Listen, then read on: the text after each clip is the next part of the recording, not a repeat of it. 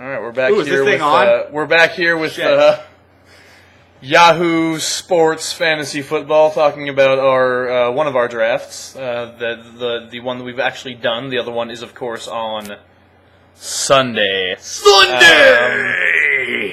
And I had just, I was saying before. Once again, I ended up with Jay Cutler as quarterback. And I think it'll be better for me. Last year, I replaced him with Vince Young in the middle of the season.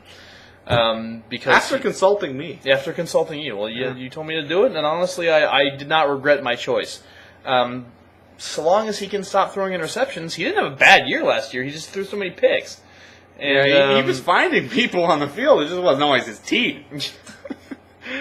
And, hopefully Well, Vinny Testaverde on everybody. Yeah. It's just, hey, you're open. Oh, wrong team. Well, I'm colorblind. Sorry. So here's hoping that he'll do better for me this year. I do believe that he will. Otherwise, I would not have taken him. I believe in Jay Cutler this year, so I'm going with him in this league anyway. You're not taking him number one on Sunday. Surprised. Yeah, Actually, aren't probably you? Sunday. Polax will take. Poleax will take him For number sure, one. taking Robbie Gould and the Bears defense in the first 3 rounds. Yeah. No, if you're going to take a Bears in the first round, why take the defense? Ryan Urlacher, yeah. I got to select a tight end with my 5th pick. I decided to go with a tight end. Clark and Gates are obviously the elites. Oh, yeah. But I do believe, even, being a Bears fan, it's kind of hard for me to say this. I do believe in Jermichael Finley this year. I think he's going to have a really, really big year. The only problem he had last year is that he could not escape Donald Lee. Donald Lee continued to be a factor when Finley was probably a better athlete at that point last year. So I don't Finley think got anyone hurt last year too, which kind of hurt his stock. Did he? But okay. But Yeah, Finley that's should right. be healthy. That's right. He should But be healthy. He's got to surpass Lee in the first couple of weeks, or the Packers won't lean on him like a draftee would need. I don't think surpassing Donald Lee will be a tremendous problem. Well, they said that last year. Yeah, I know. And then freaking Travis Havner, not Travis Havner, that's a baseball player. Spencer Havner was catching passes at tight end for the Packers for 3 games last year. Yeah. You know what? I was actually mistaken when I said something. I said that both the elite tight ends were taken. They were not. Gates was still available. I did not pick him. I went over Gates to pick Finley. Yeah. And the reason why. The reason I did that was because I have a lot more confidence in Green Bay this year than I have in the Chargers. Well, I know Phillip Rivers is a great quarterback, and I know Antonio Gates is a great tight end, but I see Finley having a big season. I'm going out on a limb there, and so I selected you in the very next pick to take Antonio Gates. Having owned Antonio Gates twice in a row, 2 seasons in a row on championship teams, I know the value of Gates. If you can shore up your tight end spot and get 10 to 14 points a week consistently, then do it. Because if you get a crappy tight end, you'll wind up like he was in my league last year, where he was averaging 1 point a game. I was trying to decide season at tight end. Who should I start, Benjamin Watson or Bo Scaife? Gee, I can't decide. Didn't you have the backup from Carolina for a couple of weeks, too? I had the backup from Detroit. Brandon Pettigrew or something. I've got him this year. As my backup. But don't leave your tight end wide. That sounded gay.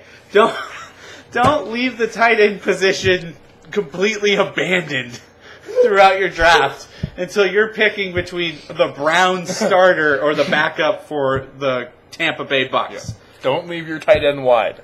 Keep that keep that wide open. Keep that like in mind. Your mom does. Anyway,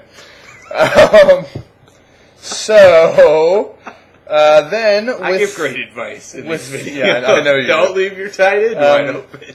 With your after Gates, with your 6th pick, you selected Hines Ward, and I found that interesting. I did too while I was doing it. At that point, because we talked in our videos about how Hines Ward was probably going to see less production this year. Mike Wallace kind of emerged, and plus the Steelers are going to have questions at quarterback pretty much all season, so how much of a factor is Hines Ward going to get to be? Yeah, and he's getting up there in years. Right. Too. But at the same time, I went into something that a lot of people face during a fantasy draft, when you start to see players come off the board and a position's looking looking really weak. Yeah. This is a 3 wide receiver league with 2 other utility spots, basically. Yeah, with a wide receiver running back or a wide receiver tight end slot. Yeah. So potentially you'll need 5 wide receivers on some weeks. And I was tired of seeing all these wide receivers go. So I went ahead and took Hines Ward because he's obviously ranked this high for a reason. Yeah. But I am very concerned about I hope he does. Yeah, I hope he does okay for you. Right after that, I was noticing a similar issue, and so I went ahead and picked up Jeremy Maclin, who is poised to have a breakout season if he gets the opportunity and if he steps up. Well, the problem he has is his success is tied to Kevin Cobb's success. That's right. And I'm not ready to hang my hat on Kevin Cobb. I actually think he'll succeed, but I'm not ready to put that in stone and bet money on it. Yeah. So Maclin needs Cobb to be successful this year. So that's a risky pick, but definitely hope it works for you. Yeah, because that could be huge if it does. Yeah, you're really, especially that low. A lot of my when looking over my roster, I find that a lot of my picks are kind of like if this guy has a good season, if he does what he's ready to do, and that's really, that's what fantasy is about in a lot of ways. It's like you just have to try and guess it's one of the many strategies. You could go like I did with Hines Ward. I could have picked my whole team with nothing but sure bets, people who always return some type of fantasy value. Yeah. But you're also poised then to have a mediocre team. If you pick people with a high ceiling, with high ceiling potential, then you have the opportunity to either, be boom or bust. But, it's one of those strategies where if it works out for you, it's going to be huge. Is that why I used my 7th pick on Michael Bush?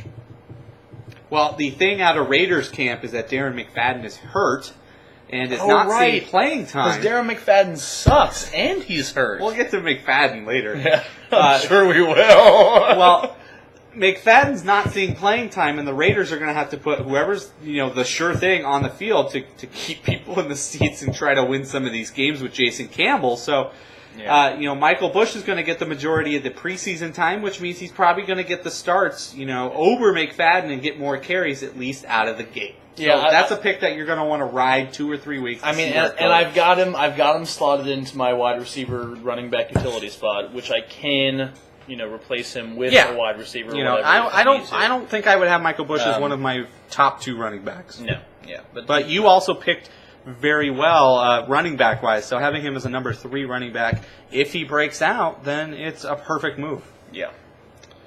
And then you followed that up with your 7th pick, picking Pierre Garçon.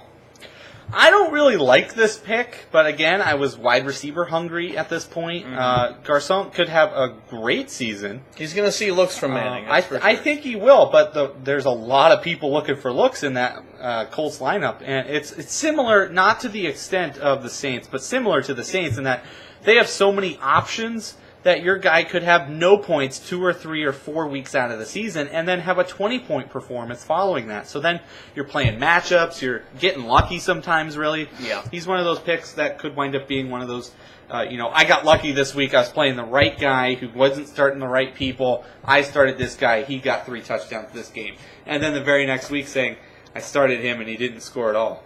Yeah. And I lost. I really like your 8th pick, and I kind of wish I had grabbed him instead of Bush. But Justin Forsett, I think, is I am really high on Seattle. Quality pick, especially this low in the draft. If you can get and I've been Forsett was great doing last the mock year. drafts. You can get Forsett for a song, and I think he's going to be huge. Forsett, I think, is going to be a big part of Seattle's offense, and I think Seattle's going to be good this year. So I went with a pick that, truth be told, has really been a solid fantasy delivery the last couple of seasons. Mm-hmm. Yeah. All right. Let's pause right there. Come back for the next one for my 3rd wide receiver slot filled. Ooh, that's a teaser.